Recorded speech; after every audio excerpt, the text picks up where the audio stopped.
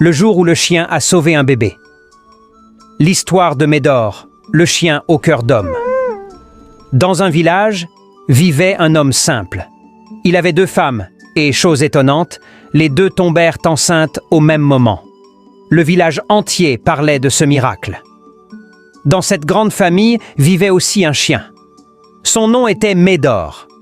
Médor n'était pas un simple chien, c'était le gardien de la concession, le protecteur silencieux de toute la famille.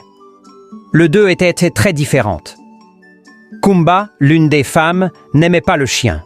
Pour elle, Médor n'était qu'un animal inutile. Sia, au contraire, aimait profondément Médor. Elle le nourrissait chaque jour, le caressait, lui parlait comme à un ami. Quand elle allait au champ, Médor marchait derrière elle. Quand elle désherbait, Médor restait à côté. Partout où Sia allait, le chien la suivait. C'est ainsi qu'une grande amitié naquit entre eux. Les mois passèrent et les 2 femmes mirent au monde leurs enfants le même mois.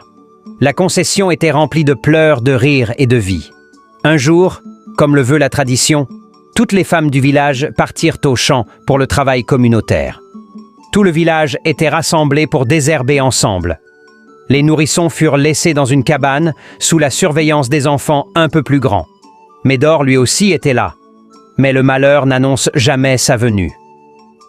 Un enfant, ignorant le danger, joua avec le feu. Une étincelle jaillit. La paille s'enflamma. En quelques instants, la cabane prit feu. Les cris montèrent. La fumée envahit tout. Dans la panique, Médor agit. Au milieu du feu, il entra sans hésiter.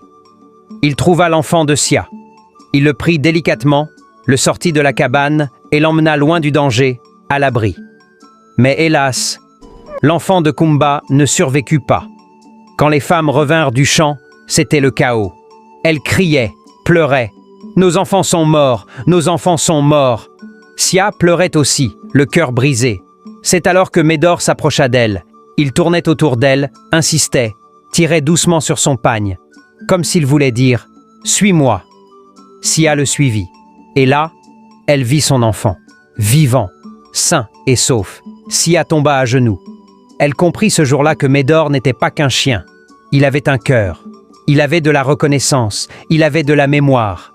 Kumba, elle, regardait avec colère et douleur. Son enfant était parti et le chien qu'elle méprisait n'avait rien fait pour elle. Mais la leçon était claire. Le chien n'oublie jamais la main qui le nourrit. La bonté ne se perd jamais. Ce que tu donnes aujourd'hui peut te sauver demain. Et depuis ce jour, dans ce village, on ne regarda plus jamais un chien de la même